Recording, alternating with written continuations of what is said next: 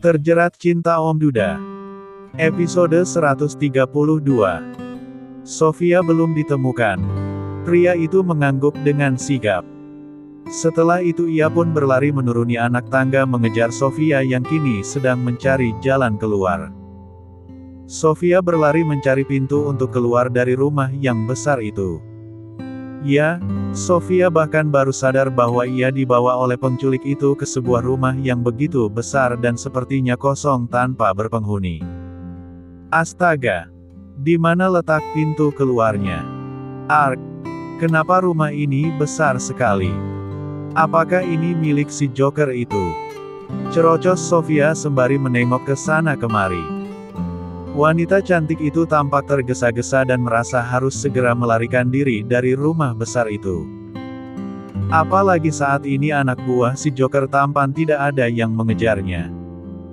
Kenapa Joker itu tiba-tiba bangkit lagi? Astaga! Padahal aku sudah menendang adik kecilnya yang... Astaga! Adik kecilnya besar sekali. Ih, bahkan masih terasa sekali di pahaku ini. Kembali wanita cantik itu mengoceh sendiri. Sofia menatap langit-langit rumah besar itu. Lampu hias yang menggantung di hadapannya begitu indah, namun sepertinya menyeramkan jika tiba-tiba jatuh dan menimpa dirinya. Seketika, bayangan adik kecil milik Joker itu menari-nari di dalam pikirannya. Ia kini bahkan membayangkan adik kecil milik si Joker itu terpampang nyata di hadapannya. Astaga! Efek apa ini? Kenapa Sofia tiba-tiba jadi mesum seperti ini? Ark! Apa yang aku pikirkan? Sialan! Bisa-bisanya aku memikirkan hal seperti itu. Gila! Desis wanita cantik itu sembari mengusap wajahnya berkali-kali. Ya, Sofia yakin semua hanya bayangan dan pikiran kotor si dalam kepalanya itu semata-mata karena ia sangat merindukan suaminya yang sudah 3 hari mereka tak bertemu. Anda tidak akan bisa keluar dari tempat ini, Nona. Ucap anak buah Joker yang berhasil membuat Sofia tersentak kaget. Hah? Sofia tampak membulatkan kedua bola matanya penuh dan begitu kaget saat mendapati anak buah Joker berada di belakangnya. Bos kami meminta Anda untuk segera ke kamar lagi, Nona. Nanti malam bos kami ingin mengoyak-ngoyak tubuh Anda, ucap si anak buah Joker seraya melangkahkan kakinya maju mendekati Sofia. Mendengar ucapan pria di hadapannya, Sofia tampak merinding dan seketika kakinya bergetar hebat. Ia tahu bahwa istilah mengoyak-ngoyak tubuh itu tak lain dan tak bukan adalah mengajaknya berolahraga. Jangan macam-macam.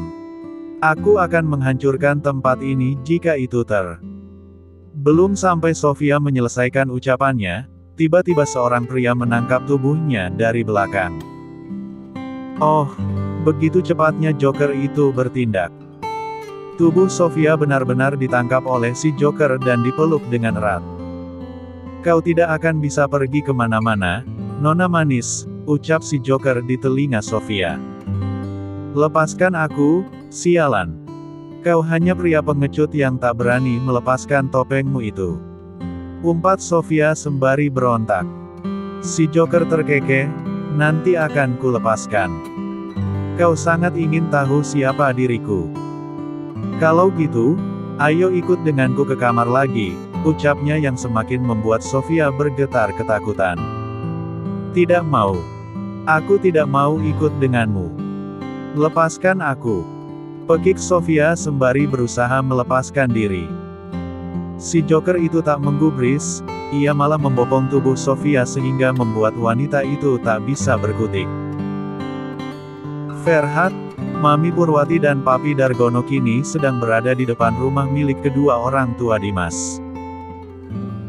Setelah berusaha sebisa mungkin mencari tahu di mana keberadaan rumah milik kedua orang tua Dimas, akhirnya Ferhat pun mendapatkan informasi dari seseorang yang tahu. Kau yakin ini rumahnya, Fer? Tanya Mami Purwati. Sangat yakin, Mam.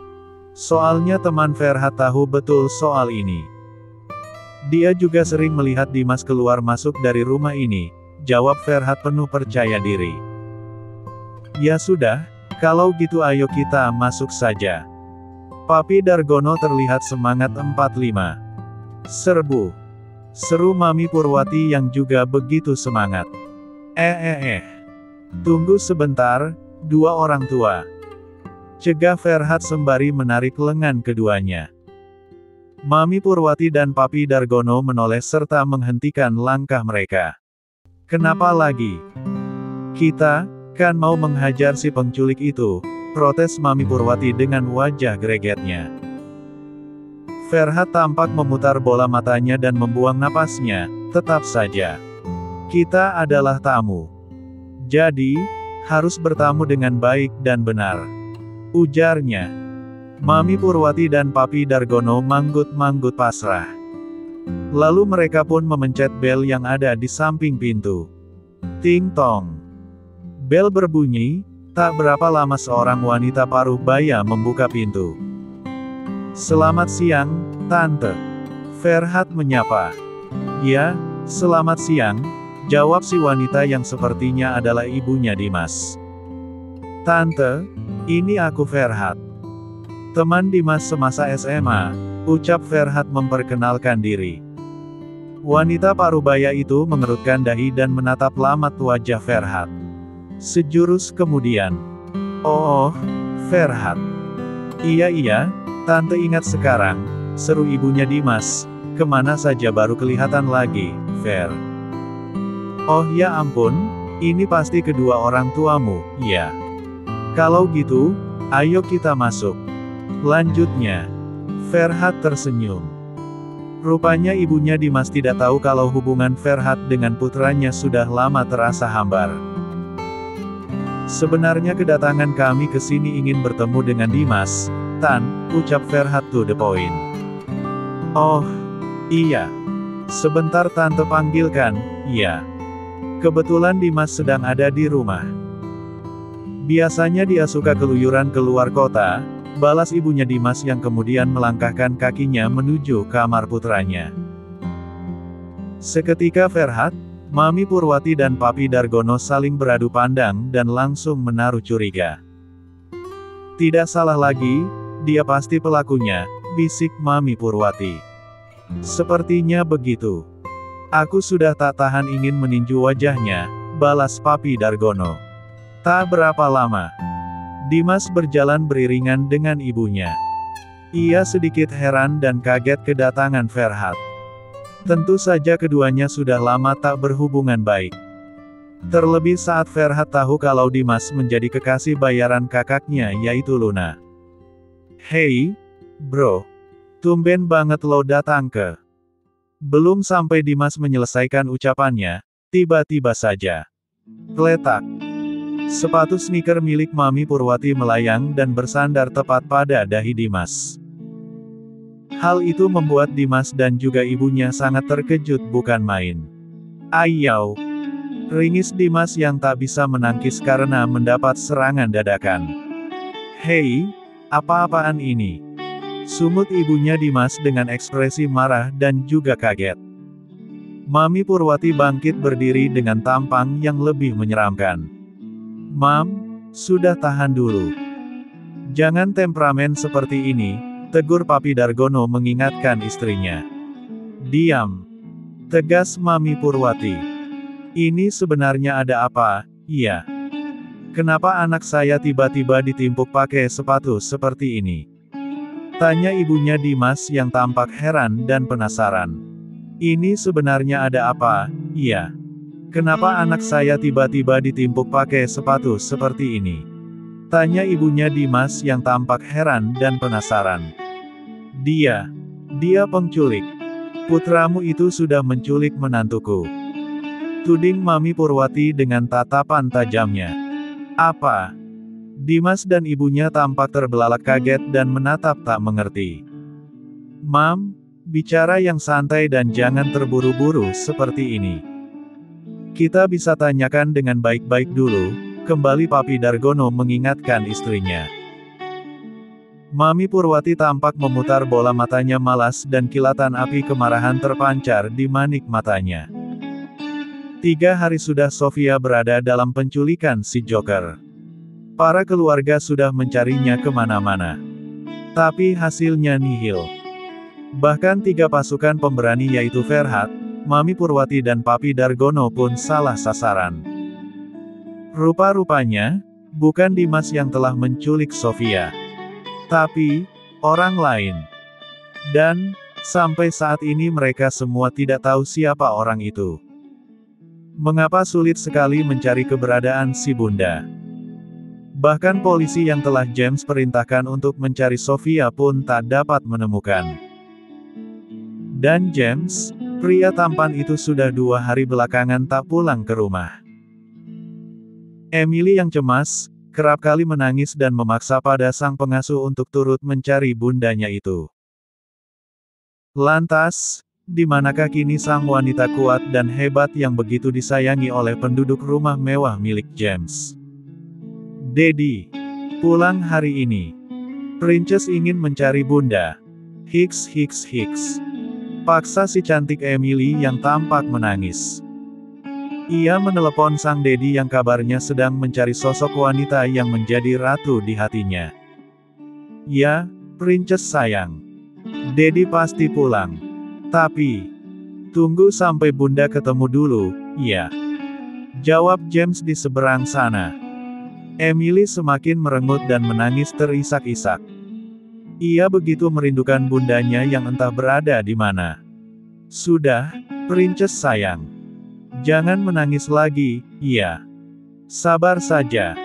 Kita tunggu Daddy di sini, ya. Daddy pasti bisa menemukan bunda, ucap Mami Purwati mencoba menenangkan cucu satu-satunya itu.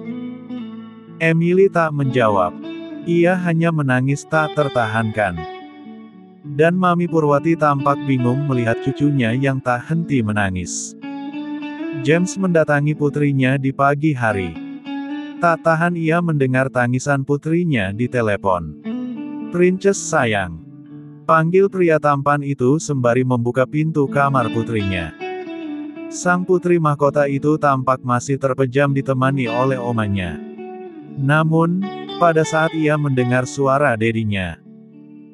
Dengan cepat gadis kecil itu membuka mata, menoleh dan memasang alat pendengarannya dengan jeli dan tajam. What happened, Princess? Tanya Mami Purwati yang kebangun karena Princess tiba-tiba beringsek. Daddy! Teriak gadis kecil yang tampan sumringah melihat dadinya. James tersenyum, dengan cepat ia melangkahkan kakinya mendekati sang putri yang begitu ceria melihat kedatangannya. Ya Tuhan, putraku! Gumam Mami Purwati seraya beringsek bangun dari tidurnya. James memeluk putri kecilnya itu. Betapa rindunya ia pada putri mahkotanya. Pasalnya, beberapa hari ini ia tidak pulang karena sibuk mencari istrinya. Apa kabarmu, sayang? Daddy kangen banget sama Princess, ucap James seraya mengusap lembut puncak kepala putrinya. Princess tidak baik-baik saja. Princess kangen sama bunda, kangen sama Daddy. Princess sedih karena bunda belum juga kembali, rajuk gadis kecil itu yang tampak menekan setiap ucapannya. James tersenyum kecil lantas mengecup manis puncak kepala putrinya itu. Setiap menit dia menangis. Kami sangat kehilangan cara untuk membuatnya berhenti menangis, adu Mami Purwati sambil menurunkan kakinya dari ranjang. Ya Tuhan! Kasihan sekali putriku ini. James memeluk erat dan hangat putri kecilnya itu. Daddy! Kapan Daddy akan temukan bunda? Princess ingin bunda kembali, rengek Emily dengan ekspresi sedihnya. James menarik napasnya dalam lalu membuangnya berat. Betapa ibanya ia melihat kesedihan putrinya itu. Kau belum menemukan tanda-tandanya? Tanya Mami Purwati penuh selidik. James menggeleng kecil, ini sulit sekali, Mam. Tapi, sampai ke ujung dunia pun James pasti akan mencari keberadaan menantu Mami. Pokoknya kalian tenang saja, ya. Setelah ini pun kami akan mencarinya lagi, ucapnya dengan tatapan beratnya. Princess ingin Bunda pulang hari ini juga. Pinta gadis kecil itu yang tampak memaksa. James mengangguk lantas tersenyum, "Daddy janji." Ucapnya penuh percaya diri. "Sekarang kau akan pergi mencarinya kemana?" "Mami khawatir Sofia dibawa ke luar negeri," desis Mami Purwati yang tampak cemas. "Mami tenang, iya. Dan, kalian tidak beritahu Mai dan Po, kan?" tanya James. "Tidak. Kami tidak ingin mereka khawatir. Lagi pula mereka baru pulang beberapa hari yang lalu," jawab Mami Purwati. James mengangguk, "Ya sudah. Kalau begitu James sekarang mau jalan lagi, iya. Mau berusaha mencari istri James," ucapnya minta izin. Mami Purwati mengangguk mengiyakan.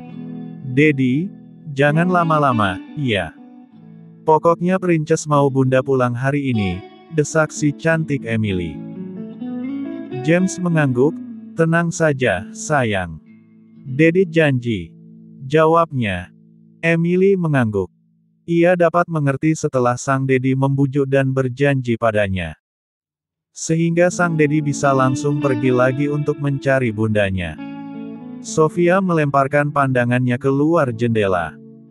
Ia masih berada di dalam rumah yang besar dan mewah. Rumah siapa? Tentunya rumah si Joker yang menculiknya. Sampai kapan pria misterius itu mengurungku seperti ini?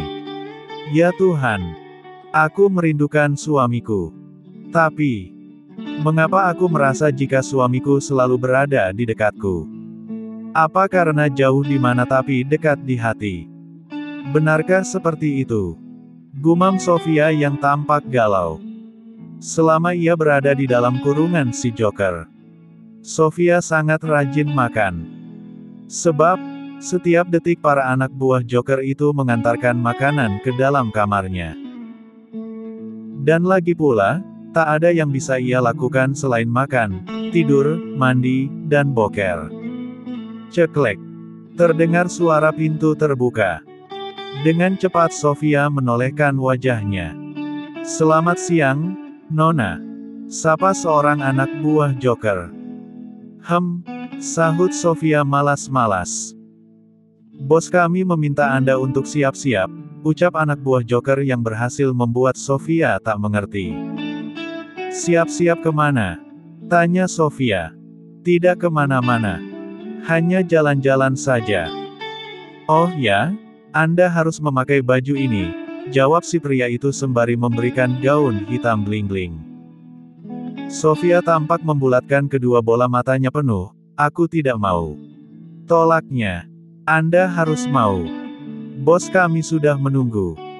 Jika Anda ingin tahu, bos kami akan membawa Anda ke luar negeri," tegas pria itu. Sofia tampak tersentak kaget mendengar ucapan si pria, "Jangan ngawur. Aku sungguh tidak sudi," ujarnya penuh penolakan. Si pria berseringai, "Anda tidak bisa menolak. Jika tidak mau mengganti pakaian Anda, maka kami yang akan menggantikan pakaiannya yang melekat di tubuh Anda itu." Sofia membulatkan matanya kesal, "Dasar," umpatnya sambil melempar bantal sofa pada pria itu. "Ya sudah, cepat pakai baju ini. Pukul 4 tepat kami akan membawa Anda menemui bos kami," ujar si pria yang kemudian keluar dari kamar itu tanpa disuruh. Sofia menghela napas panjang lalu membuangnya. Sialan. Dia pikir bosnya siapa? Orang penting sedunia. Astaga. Jadi, apa yang harus aku lakukan sekarang? Desisnya yang tampak kesal dan bingung. Entah apa yang akan dilakukan oleh si Joker. Yang pasti, Sofia sangat cemas dan takut. Takut ia tak akan dapat lagi bertemu dengan suami, anak dan orang tuanya. Dret. Getar di gawai Ferhat berhasil membuat pria tampan itu menoleh. Ia yang sedang bekerja tampak berhenti sejenak. Meraih gawainya lalu membuka pesan yang masuk. "Apa?" desis pria tampan itu yang tampak terkejut melihat pesan yang masuk ke dalam gawainya. "Jika kau ingin melihat wanita ini lagi, Maka kau harus membawa uang sebesar 1 miliar padaku. Aku tunggu nanti malam pukul 7 di pelabuhan Kepala Buntung. Seperti itu pesan yang dikirim oleh nomor baru. Beserta foto Sofia pun ada di pesan itu. Tentu saja Ferhat tampak panik, bingung dan juga antusias karena kini sudah terlihat jalan untuk menemukan Sofia. Aku harus menghubungi Bang James, ucap pria tampan itu seraya mengalihkan hatinya mencari kontak mantan kakak iparnya itu. Namun, ternyata nomor James sedang tidak aktif.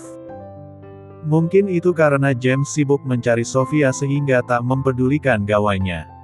Astaga! Dia tidak aktif. Kalau begitu aku hubungi Oma saja, desis pria tampan itu yang kini beralih mencari kontak Mami Purwati. Namun, belum sampai ia menekan tombol panggil. Tiba-tiba saja sebuah telepon masuk dan ternyata dari Mami Purwati. Kebetulan sekali, pikir Ferhat. Halo, Oma. Sapa Ferhat. Ferhat. Kau di mana sekarang? Bisakah ke rumah saat ini juga? Ini begitu penting, terdengar suara cemas dan panik dari sosok Mami Purwati. Iya, Oma. Ferhat segera ke sana, jawab Ferhat. Setelah sambungan telepon terputus, Ferhat pun bergegas meluncur ke kediaman James. Tentunya ia sangat semangat karena telah mendapat kabar dari seseorang.